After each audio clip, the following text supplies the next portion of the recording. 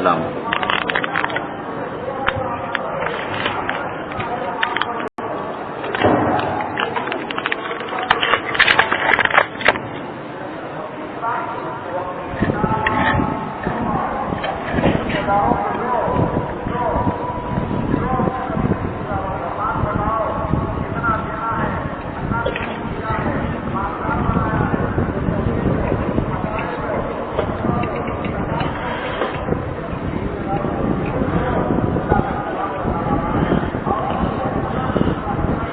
بسم اللہ الرحمن الرحیم۔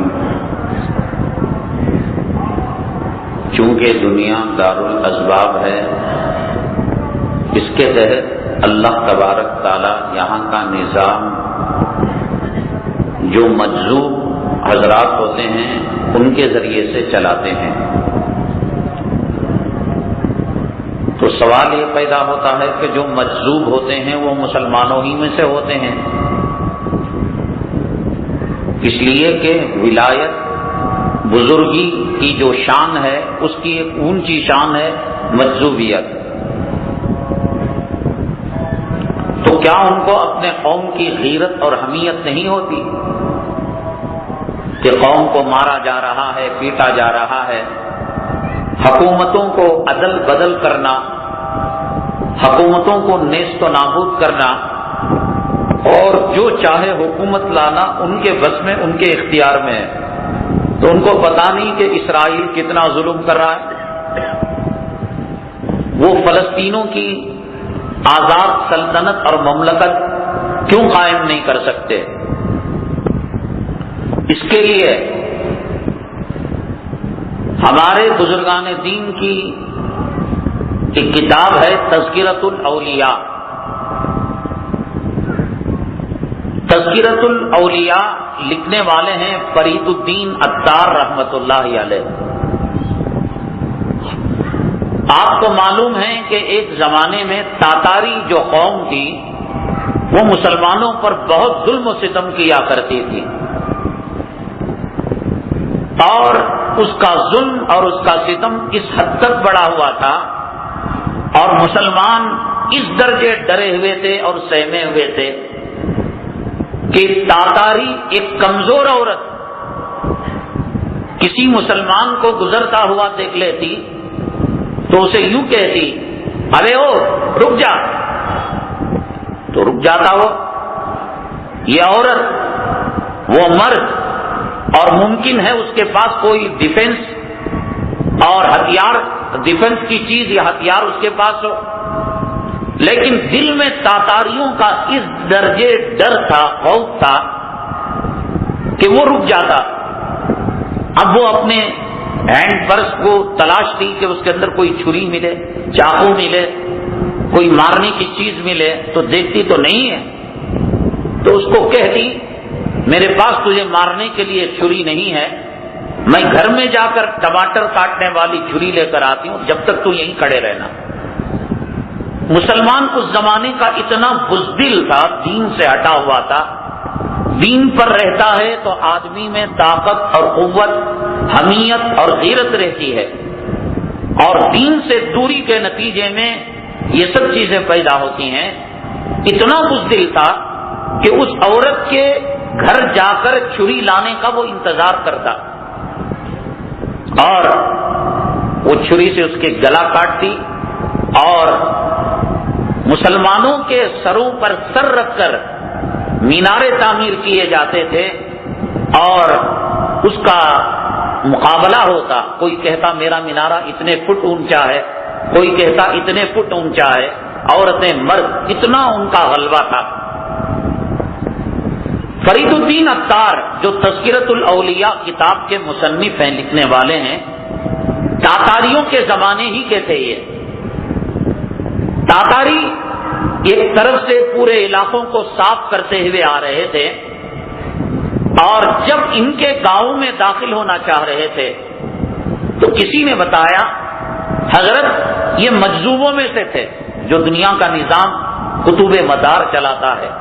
ایک قطب ارشاد ہوتا ہے، ایک قطب مدار ہوتا ہے۔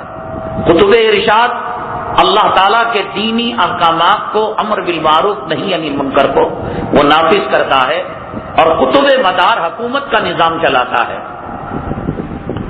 تو یہ قطب مدار میں سے تھے فرید الدین عطار رحمۃ اللہ علیہ، اور ان کو کہا گیا کہ حضرت تاتاری آپ کے گاؤں میں آ رہے ہیں۔ یہ جو سوال ہے یہ اپنی ذات کے لوگ ہیں، یہ بی جے پی کے RSS کے لوگ نہیں ہیں، یہ اسرائیل کے امریکہ کے لوگ نہیں ہیں۔ اپنی برادری کو گجرات ہوتے ہوئے دیکھ کر، فلسطین ہوتے ہوئے دیکھ کر، صومالیہ ہوتے ہوئے دیکھ کر، افغانستان ہوتے ہوئے دیکھ کر، عراق ہوتے ہوئے دیکھ کر، کشمیر کی وادی ہوتے ہوئے دیکھ کر یہ کیسے خاموش ہیں، یہ میں آپ کو بتا رہا ہوں۔ تو فرید الدین عطار رحمۃ اللہ علیہ کو بتایا گیا حضرت آپ کے گاؤں کو صاف کرنے کے لیے تاتاری ابھی پدھار رہے ہیں، تشریف لا رہے ہیں۔ حضرت پانی پی رہے تھے کٹورے میں۔ آج بھی اتر پردیش کے بعض علاقوں میں کٹوروں میں، مٹی کے کٹوروں میں پانی پیا جاتا ہے۔ تو وہ پانی پی رہے تھے، پی کر جب کٹورا ہاتھ میں لیا، کٹورے کی طرف دیکھا اور کہا کہ تاتاری کہاں سے آ رہے ہیں؟ کہا ادھر سے آ رہے ہیں۔ ایسے کٹورے کو گھمایا، جیسے کٹورے کو گھمایا تو اس زمانے کے اندر نیشنل ہائی وے، اسٹیٹ ہائی وے، راستوں پر مارک لکھا ہوا نہیں رہتا تھا کہ یہ راستہ آپ کو دلی جا رہا ہے، چنئی جا رہا ہے، ہائی وے نمبر 7 ہے، ہائی وے نمبر 11 ہے۔ بس اڑپ جھڑپ کے راستے ہوتے تھے اور راستہ بتانے والا ایک آدمی ہوتا تھا جو پیسہ لے کر راستہ بتاتا تھا۔ بس اسی پر سب ڈیپینڈ رہتا، منحصر رہتا کہ وہ راستہ بتائے۔ اللہ کے حبیب پاک صلی اللہ علیہ وسلم نے بھی جو ہجرت فرمائی مکہ مکرمہ سے مدینہ طیبہ کی طرف، ایسے ہی پہاڑ ہو کر کئی دنوں کے بعد مدینہ طیبہ پہنچے۔ وہ زمانہ ایسے ہی تھا۔ تو چنانچہ یہ ہوا کہ انہوں نے جب کٹورے کو گھمایا تو وہ جو راستہ بتانے والا تھا اس کا دماغ گھوم گیا۔ اب اسے سمجھ میں نہیں آ رہا ہے جنگل میں جا کر میں رائٹ چلوں، لیفٹ چلوں، آگے چلوں، پیچھے چلوں۔ تو اس نے تاتاریوں کو کہہ دیا کہ جناب والا اب مجھے راستے کا پتہ نہیں، مجھے مارو، مجھے دفن کرو یا مجھے پیسہ دے کر واپس کرو۔ جو انہوں نے کرنا تھا کیا، وہ معلوم دوسری بات ہے، لیکن یہ کہ وہ راستہ بھٹک گئے ان کے کٹورے کی گھمانے کی وجہ سے۔ اللہ انسان کو کتنا اختیار دیتا ہے اور کتنی مجبوری۔ حضرت سیدنا علی کرم اللہ وجہہ سے کسی نے سوال کیا تھا، اب وہ انسان میں مجذوب بھی ہے، وہ انسان میں ابدال بھی ہے، وہ انسان میں اقطاب بھی ہے، یہ کتنا کر سکتے ہیں اور کتنا نہیں کر سکتے۔ اس کا مطلب یہ نہیں کہ صاحب اب ان کی مرضی ہو گئی، آج رات کو بیگم نے ستایا، مچھروں نے کاٹا تو انہوں نے کہہ دیا اے صبح صادق جب تک میں جگوں نہیں تو تب تک صبح صادق نہیں ہونا۔ جس کا جتنا چل سکتا ہے اتنا ہی ان کو اختیار دیا گیا ہے۔ کٹورا گھمایا، 1 سال تک جنگلوں کے اندر تاتاری قوم گھومتی رہی۔ اختیار اور مجبوری کتنی ہوتی ہے۔ حضرت علی کرم اللہ وجہہ سے جب سوال کیا تو جو سوال کرنے والا تھا اس سے آپ نے فرمایا کہ آپ کھڑے ہو جائیے۔ کھڑا ہو گیا، کہا 1 پاؤں اٹھا کر کھڑے ہوئیے، تو 1 پاؤں اٹھا کر کھڑا ہوا۔ کہا کہ دوسرا اٹھائیے، حضرت نہیں اٹھا سکتا۔ تو حضرت علی کرم اللہ وجہہ کے بارے میں فرمایا گیا انا مدینۃ العلم وعلی بابھا، میں علم کا شہر ہوں اور حضرت علی اس کا دروازہ ہیں، بڑی فراست اور بڑے علم رکھنے والے۔ حضرت نے فرمایا تیرے سوال کا جواب یہی ہے، انسان کو اتنا اختیار ہے کہ ایک پیر اٹھا سکتا ہے اور انسان اتنا مجبور ہے کہ دوسرا نہیں اٹھا سکتا۔ تو یہ بھی یہی حال مجذوبوں کا ہے۔ گھما تو دیا، 1 سال تک وادیوں کے اندر جنگلوں میں بیابانوں میں وہ گھومتے رہے۔ اب پھر اس کے بعد کب تک وہ گھومیں گے؟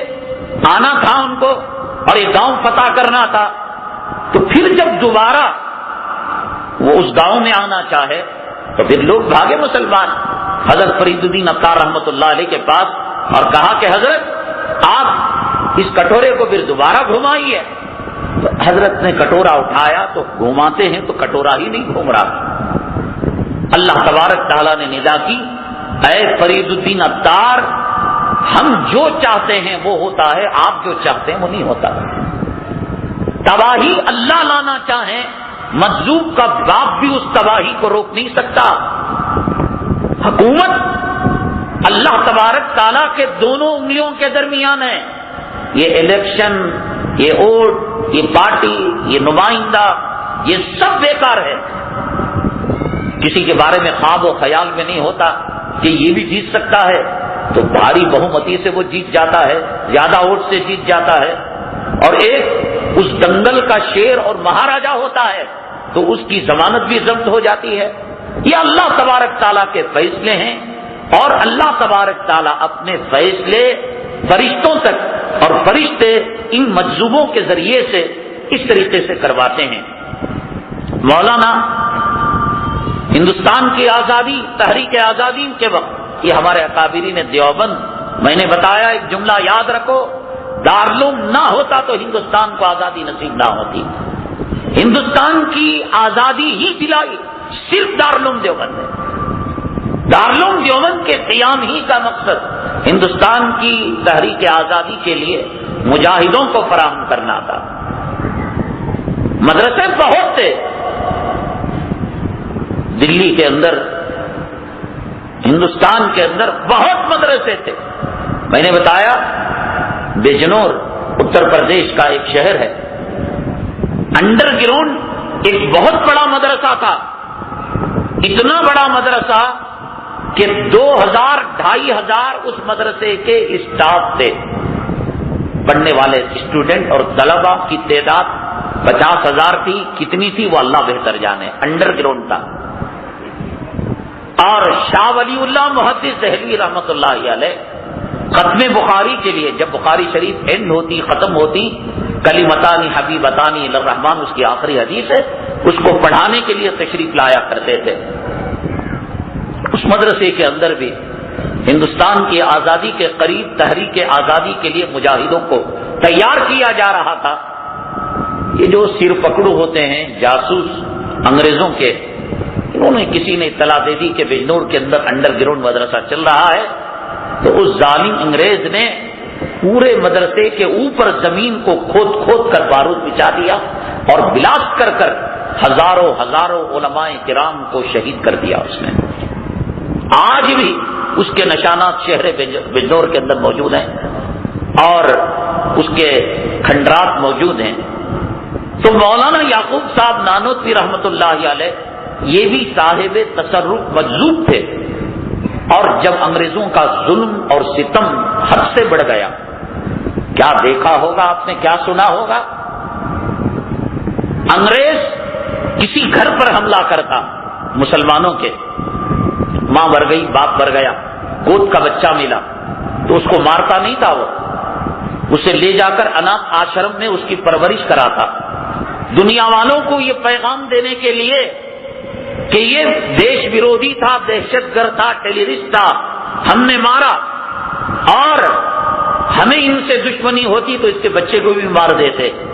اناتھ آشرم کی فوٹو پوری دنیا کے اندر نشر کی جاتی تاکہ اس کے تعلق سے ہمدردی کی لہر ہو، لوگ اس کی تعریف کریں. اور جب وہ کچھ چلنے پھرنے 6 سال 7 سال کی عمر کا ہو جاتا، اتنا بڑا نسل حرامی تھا. حضرت اقدس مولانا حسین احمد مدنی نور اللہ مرقدہ کے بارے میں آتا ہے، انگریز کے اس ظلم، تشدد اور اس کی غاصبانہ حرکتوں کو دیکھ کر حضرت کے دل میں اس درجے سخت نفرت تھی، اس درجے سخت نفرت تھی. حضرت فرماتے تھے کہ میرے جسم کے اندر خون کم ہے اور انگریز کی عداوت اور دشمنی زیادہ ہے. اور لمبا واقعہ کہ عدالت کے اندر آپ نے کیا کیا، کیا کہا. بہرحال یہ دھوکہ دینے کے لیے بچوں کو اناتھ آشرم میں، یتیم خانے میں پرورش کراتا. 6 سال 7 سال جب ان کی عمریں ہو جاتی تو پھر ان کے خاندان کے لوگوں کو ون ڈے میچ کہہ کر جمع کرتا کہ آ جاؤ ایک نمائش ہم تم کو دکھا رہے ہیں. تو جیسے کرکٹ اسٹیڈیم کے اندر سائٹ کے اندر بیٹھنے کی سیٹیں ہوتی ہیں، ایسی سیٹیں، اور یہ محفوظ جو ہے بلٹ پروف شیشے کے اندر یہ انگریز کتے بیٹھے ہوئے ہوتے۔ ان بچوں کو ہاتھ باندھ کر پیر باندھ کر لایا جاتا۔ جس دن ان کو لانا ہوتا، شیر کو کتوں کو 3-4 دن پہلے 5 دن پہلے سے بھوکا رکھا جاتا تھا۔ پھر اس کے بعد ان بچوں کو تھیلے میں سے صرف منڈی ان کی باہر نکالی جاتی، اور پھر انگریز ندا لگاتا، صدا لگاتا، اس کی اماں فلاں ہے، اس کا باپ فلاں ہے، اس سے برا حشر ہم نے ان کے ساتھ کیا ہے۔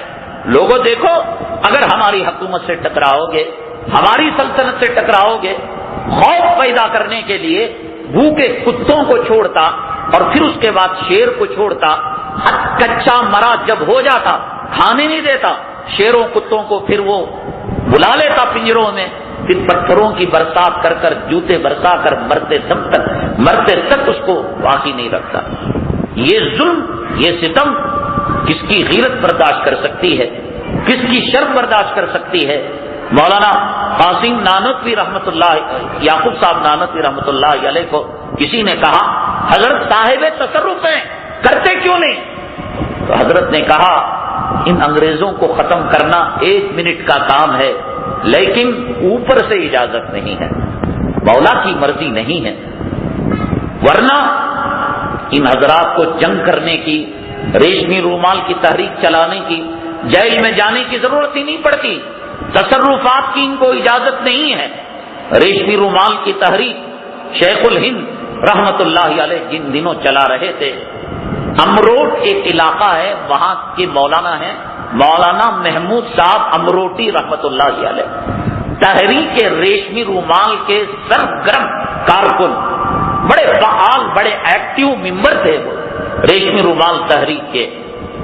تو ایک مرتبہ لوگ بیٹھے ہوئے تھے، انگریزوں کے ظلم تشدد کے تذکرے ہو رہے تھے، کسی نے مولانا محمود امروٹی رحمت اللہ علیہ کو کہا، حضرت کیا کر رہے ہیں آپ؟ تو انہوں نے ایک انگریز ظالم کتے کا نام لیا اور فرمایا، 1 سیکنڈ کا کام نہیں کہ اس کے قلعے میں جا کر جیسے ایک چڑیا کے نلڈے کو ایک بچہ دباتا ہے، فرمایا کہ اس کے ہاتھیوں کی فوج کو میں دبا کر نیست و نابود کر دوں، لیکن ہم کیا کریں، ہمارے ہاتھ پیر بندھے ہوئے ہیں، مجبور ہیں، اللہ کا کچھ نظام اور سسٹم ہی ایسا ہے کہ ان کے ساتھ لڑائی کی جائے اور ان کے ساتھ قتال کیا جائے۔ ورنہ حضرت حاجی امداد اللہ مہاجر مکی رحمت اللہ علیہ کو ان کے پاس جنات اور کئی اللہ تبارک تعالیٰ کی وہ مخلوق جو آنکھوں سے اوجھل رہتی ہے، حضرت کے ہاتھ پر بیعت تھی اور حضرت کی بات مانا کرتی تھی۔ حضرت مولانا حاجی امداد اللہ مہاجر مکی رحمت اللہ علیہ کو فرمایا گیا، حضرت آپ حکم دیجئے جنات کو اور اس مخلوق کو، بڑی طاقتور ہے، پاورفل ہے۔ تو حضرت نے فرمایا، اللہ تعالیٰ نے ہمیں غلام بنا کر بھیجا ہے، دوسروں کو غلام بنانے کے لیے نہیں بھیجا ہے۔ طاقتیں قوتیں رکھا کرتے تھے، اللہ کی مرضی، اللہ کی مصلحت اور رسول اللہ صلی اللہ علیہ وسلم کی جو روایتیں اور قرآن کی جو چیزیں ہیں وہ سامنے رکھ کر وہ اپنے تصرفات کا بیجا استعمال نہیں کرتے تھے، اور نہ ہی ان کو اس بات کی اجازت دی گئی۔ پہلی مرتبہ پیالہ گھمایا تو تاتاری جو قوم تھی وہ بہک گئی، اور دوسری مرتبہ جب گھمایا اللہ تعالیٰ نے الہام کیا، اے فرید الدین عطار، تیرے گھمانے سے کچھ نہیں ہوگا، تو گھوم جائے گا۔ نتیجہ یہ ہوا کہ دوسری مرتبہ 1 سال کے بعد جب تاتاری آئے، اسی حملے کے اندر فرید الدین عطار رحمۃ اللہ علیہ شہید ہو گئے۔ کہاں پہلی مرتبہ پیالہ گھمایا اور کہاں دوسری مرتبہ خود جام شہادت نوش کر لیا۔ یہ کچھ اللہ کے راز ہیں، اللہ تعالیٰ کی مصلحتیں ہیں، وہ اللہ اپنے رازوں کو جانے، اپنی حکمتوں کو جانے، اپنی مصلحتوں کو جانے، انسان ان چیزوں کو جان نہیں سکتا۔ لیکن یاد رکھیے گا، آپ بھی مجذوب 2 قسم کا ہوتا ہے، ایک مجذوب وہ من جانب اللہ، اللہ تعالیٰ نے اس کو بنایا۔ یہ کب بنتے ہیں مجذوب؟ اللہ تعالیٰ نے آدم علیہ السلام کی پیٹھ سے قیامت تک آنے والی نسل انسانی کو پیدا کیا، تو جب یہ اللہ کے جلال اور اللہ کے جمال کو دیکھا تو اسی وقت اللہ تعالیٰ کے جلال و جمال میں جذب ہو گئے اور اسی وقت سے وہ مجذوب ہو گئے، اور ان کے دادا، ان کے پردادا، ان کے باپ پیٹ سے مجذوب چلے آئے، اور جب دنیا میں آئے تو دنیا میں مجذوب پیدا ہوئے۔ اور ایک مجذوب وہ ہوتا ہے جو کسبی ہوتا ہے، یعنی آپ بھی بن سکتے ہیں، میں بھی بن سکتا ہوں، لیکن مجذوب بننے کا جیسے عالم بننے کا کارخانے مدارس ہیں، حافظ بننے کے ادارے مدرسے ہیں، انجینئر بننے کے لیے کالج ہیں، تو مجذوب بننے کے کارخانے کیا ہیں؟ مجذوب کے لیے یہ ہے کہ آدمی رسول اللہ صلی اللہ علیہ وسلم کی سنتوں پر، دین پر اتنا مر مٹے کہ اپنا وجود ختم کر ڈالے، فنا فی اللہ ہو جائے۔ جیسے ہمارے اکابرین کے اندر، بزرگان دین کے اندر منصور رحمت اللہ علیہ تھے، اور وہ لوگوں کو غلط فہمی ہو گئی، ان الحق، وہ کہا کرتے تھے حق اللہ تعالیٰ کا نام ہے، اور ان کو کہا گیا کہ آپ کون ہیں تو کہتے حق میں اللہ ہوں۔ یہ خدائی کا دعویٰ کرنے والے نہیں تھے، خدا کی ذات اور خدا کی صفات اور اللہ تعالیٰ کی جلال و جمال میں اتنا غرق ہو گئے کہ جیسے فارسی کے اندر محاورہ ہے، تو من شدی من تو شدی، میں تو ہو گیا تو میں ہو گیا، اب کوئی الگ چیز نہیں۔ تو اللہ کی محبت میں اتنے سمو گئے کہ ان کو اٹھتے بیٹھتے چلتے پھرتے وہ حق اللہ کا نام ہے، وہ اپنا نام کہا کرتے تھے ان الحق۔ تو لوگوں نے یہ سمجھ لیا کہ خدائی کا دعویٰ کر رہے ہیں، کہ خدائی کو اس مرتبے تک اگر کوئی عبادتیں ریاضتیں کر پہنچ سکتا ہے، ممکن ہے اللہ کو وہ عبادتیں پسند آئیں تو اللہ تعالیٰ مجذوبیت کا مقام دے سکتے ہیں۔ کائنات کے اندر سب سے اونچا مقام نبوت اور رسالت کے بعد صحابیت کا ہے۔ صحابیت کے اندر سب سے اونچا مقام صدیقیت ہے۔ مقام صدیقیت کیسے ملی؟ سیدنا ابوبکر صدیق رضی اللہ تعالیٰ عنہ کو ناقابل یقین واقعہ، اگر یہ واقعہ حدیث میں نہ آتا تو ہماری بھیجوں میں، ہمارے عقلوں میں ہرگز یہ واقعہ گھستا نہیں۔ میں آپ کو کل بتاؤں گا انشاءاللہ کہ صرف مقام صدیقیت تک جانے کے لیے ابو بکر صدیق رضی اللہ تعالیٰ عنہ نے کیا قربانیاں دی۔ تو جو ہو گئے اس کو چھوڑ دو نا۔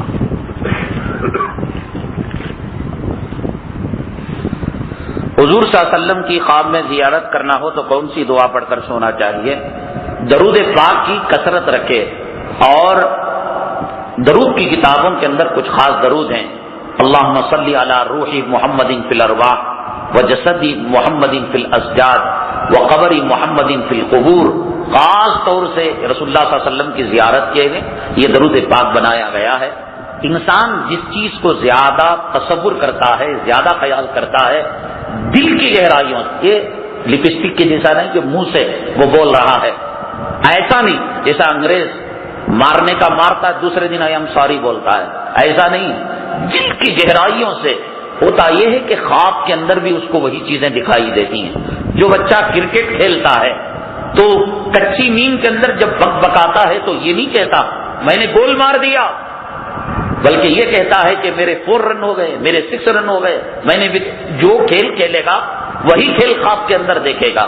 ہاکی کھیلے گا تو ہاکی دیکھے گا، فٹ بال کے بارے میں سوچے گا۔ جو انسان دنیا کا کتا ہے، دنیا کا پجاری، وہ کپوس میں کون سا ٹائلز لگانا، شاور کون سا لگانا، پیشاب پاخانہ گرنے کی جگہ کون سا بیسن لگانا، خواب کے اندر بھی پیشاب پاخانے کے کنڈے پھرتے رہتے ہیں اسے، سمجھ گئے؟ رسول اللہ صلی اللہ علیہ وسلم سے سچی پیاری محبت ہو، تصور ہو، اٹھتے بیٹھتے چلتے پھرتے، میرے آقا چلتے تھے تو کیسا چلتے تھے، کھاتے تھے تو کیسا کھاتے تھے، کپڑا پہنتے تھے تو کیسا کپڑا پہنتے تھے۔ 150 بات کے ہندوستان میں تو بس گئی، کیا گناہ کرے کہ اگر ہم مدینہ طیبہ میں ہوتے، ہر نماز کے بعد نبی کے روضے کے پاس جاتے، کھڑے ہو کر کہتے الصلاۃ والسلام علیکہ یا رسول اللہ، الصلاۃ والسلام علیکہ یا حبیب اللہ، الصلاۃ والسلام علیکہ یا خیر خلق اللہ۔ کتنے منحوس ہیں، کہ تاج محل تو ہے، نبی کا روزہ نہیں ہے، لال قلعہ تو ہے، نبی کا روزہ. سچی محبت ہو، سچی طلب ہو، سچی تڑپ ہو، انشاءاللہ اللہ نبی نے زندگی میں کسی کو مایوس نہیں کیا. اور نبی کا یہ معجزہ ہے کہ پردہ فرمانے کے بعد بھی وہ مایوس نہیں فرماتے. قرآن شریف میں ہے وَلَوْ أَنَّهُمْ إِذ ظَّلَمُوا أَنفُسَهُمْ جَاءُوكَ فَاسْتَغْفَرُوا اللَّهَ وَاسْتَغْفَرَ لَهُمُ الذُّنُوبَ وَاسْتَغْفَرَ لَهُمُ الرَّسُولُ لَوَجَدُوا اللَّهَ تَوَّابًا رَحِيمًا، کہ لوگ اگر اپنے جانوں پر ظلم کریں اور رسول اللہ صلی اللہ علیہ وسلم کے سامنے جا کر فریاد کریں تو وہ آپ کو رحم کرنے والا پائیں گے. رسول اللہ صلی اللہ علیہ وسلم کے بعد از وصال ہمارے پیغمبر ایسے ہیں. میں نے کہا آج دوپہر کے بیان میں، حضرت عیسیٰ گئے تو ان کا معجزہ چلا گیا، حضرت موسیٰ گئے تو ان کا معجزہ چلا گیا. میرے اور آپ کے آقا کائنات کے مولا جناب محمد رسول اللہ صلی اللہ علیہ وسلم کے وہ ذات گرامی ہے کہ آپ کی نبوت بھی باقی ہے، رسالت بھی باقی ہے اور آپ کے معجزے بھی باقی ہیں. اب ایمان ہم آپ کی نبوت پر لا رہے ہیں، آپ کی رسالت پر لا رہے ہیں، ذات گرامی نہیں، لیکن صفت نبوت آپ کی، صفت رسالت، اس کا کون انکار کر سکتا ہے؟ تو چنانچہ آپ سچے دل سے رسول اللہ صلی اللہ علیہ وسلم کو چاہیں گے، خواب میں زیارت ہوگی. اور حدیث میں فرمایا من رآنی فی المنام فقد رآنی، جس نے خواب میں مجھے دیکھا وہ حقیقت میں مجھے خواب میں دیکھا. فإن الشیطان لا یتمثل بی، شیطان خدا تو بن سکتا ہے لیکن نبی نہیں بن سکتا. اللہ نے اس کو یہ طاقت دی ہے کہ سب کچھ بن سکتا ہے، لیکن جب یہ بن کر کے میں نبی ہوں تو وہ پگھل جاتا ہے، وہ ہو نہیں سکتا. اس لیے زیادہ سے زیادہ آپ درود پاک کی کثرت کریں، باوضو پاک بسترے پر سوچتے رہیں مدینہ طیبہ ایسا ہوگا، صفا چبوترا ایسا ہوگا، صفا کے پہاڑی پر کھڑے ہو کر میرے محبوب کس طریقے سے قوموں کو کہا ہوگا قولوا لا الہ الا اللہ تفلحون. طائف کے سرزمین میں گئے ہوں گے، میرے نبی لہو لہان ہوئے ہوں گے. میں اگر زندہ ہوتا تو میں اپنے جسم کو پیش کرتا اور نبی تک پتھر پہنچنے نہ دیتا. اٹھتے بیٹھتے چلتے پھر ہے کون دنیا میں، ہے کون سی حکومت ہے؟ اقوام متحدہ ہمارا نہیں، یونائٹڈ نیشن ہمارا نہیں، امریکہ ہمارا نہیں، برطانیہ ہمارا نہیں، ہندوستان. ایک سرکار ہے جو ہمارے، ان کو چھوڑ کر جاؤ گے کہاں؟ اٹھتے بیٹھتے چلتے پھرتے یاد کرو، پھر کیسے نہیں آئیں گے؟ اور جس نے دیکھ لیا وجبت لہ شفاعتی، فرمایا کہ اس کے حق میں میری شفاعت واجب ہو جاتی ہے. اس لیے کثرت سے درود پڑھے، یاد بھی کریں. بچہ نانی کا چلے جاتا ہے، ہاسٹل میں ڈال دیتے ہیں، گھر میں بریانی پکتی ہے، گھر میں عمدہ کھانا پکتا ہے. میرا بچہ رہتا تو اچھا تھا، میں ہاتھ سے نوالے بنا کو کھلاتا. عید کا دن تھا، خدا نہ کرے گھر کا کوئی فرد جیل میں چلا جائے، کیا اس گھر کے اندر عید ہو سکتی ہے؟ ایسے کیا رسول اللہ صلی اللہ علیہ وسلم کو ہم یاد کرتے ہیں؟ میرے آقا کتنی مشکل کی زندگی گزاری، ایک مٹھی جو تھا گھر کے اندر، 3 دنوں کا باقا تھا. بیوی فاطمہ کی آنکھیں دھس چکی تھیں، رسول اللہ صلی اللہ علیہ وسلم آنکھوں کے دریا بہا چکے تھے. اللہ کیا بدنصیب ہوں میں آقا کے زمانے میں ہوتا تو میں سب کچھ آپ کے ابو بکر صدیق کی طرح جو آپ کے قدموں پر نچھاور کر دیتا. کہاں سوچتے ہیں ہم؟ غیر مسلم پڑوسی ہمیشہ رمضان میں بھی فروٹ گھر بھیجتے ہیں، کیا ہم افطار ان کے دیے ہوئے فروٹ سے استعمال کر سکتے ہیں؟ دیکھو بھائی، اللہ تعالیٰ کی نعمتیں جو ہے نا، یہ نعمتیں ہندو مسلمان نہیں ہوتی. یہ بریانی ہے یہ مسلمان ہے، اڈلی ڈوسا ہے ہندو ہے، ایسی بات نہیں. کھانے پینے کی چیزوں کے اندر حلال و حرام ہے. سمجھو بات، ہندو مسلمان ہماری ذات میں ہے، انسانوں میں، انہیں ہندو انہوں مسلمان. کھانے پینے کی چیزوں کے اندر ہندو مسلمان نہیں. مسلمان اگر غبن کا، دھوکے کا، رشوت کا، سود کا، چوری کا، حاجی نمازی اور کالا داغ کولسے کا پیشانی پر رکھا ہوا کھلا رہا ہے، حرام ناجائز ہے. اور اگر ہندو کھلا رہا ہے لیکن کمائی اس کی پاک ہے تو اس کھا سکتے ہیں. کھانے کے اندر حلال و حرام کو دیکھا جائے گا. اگر ایک مسلمان کتا کاٹ کر دے تو کتا حرام ہے تو وہ حرام نہیں کھائیں گے مسلمان کا. اور ایک ہندو کسی سے مسلمان سے بکرا ذبح کروا کر وہ گوشت ہمیں تحفے میں دے، لیا جا سکتا ہے. کھانے پینے کے اندر ہندو مسلمان نہیں، کھانے پینے کے اندر حلال و حرام اور ذات برادری کے اندر ہندو مسلمان کو دیکھا جاتا ہے۔ لہذا رمضان المبارک کے اندر افطاری کے لیے یا مسجد کے چندے کے لیے یا مدرسے کے لیے اگر ہندو دان کرتا ہے، اگر وہ حلال ہے لیا جا سکتا ہے، مسلمان دے رہا ہے حرام ہے نہیں لیا جا سکتا، اگر ہندو دے لے لیں اور اس کی ہدایت کی دعا کریں، اے رب کریم تیرے روزے کی محبت، تیری شہری افطاری کی محبت سے اس نے فروٹ بھیجا ہے، مولا تو نے ظاہر کو بدل دیا تو اس کے باطن کو بھی بدل دے۔ ہمارے سامنے حضور اقدس صلی اللہ علیہ وسلم کا نام آئے تو ہاتھوں کی انگلیاں چوم کر آنکھوں کو لگانا نہیں، حضور صلی اللہ علیہ وسلم کا نام آئے آنکھوں کو چومنا نہیں چاہیے بلکہ درود پاک پڑھنا چاہیے۔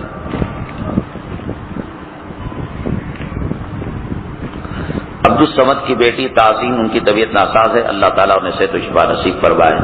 الحمدللہ رب العالمین والصلاة والسلام علی سید المرسلین وعلی آلہ وصحبہ اجمعین۔ اللہم انک عفو کریم تحب العفو فاعف عنا۔ سبحان ربک رب العزة عما یصفون وسلام علی المرسلین والحمدللہ رب العالمین۔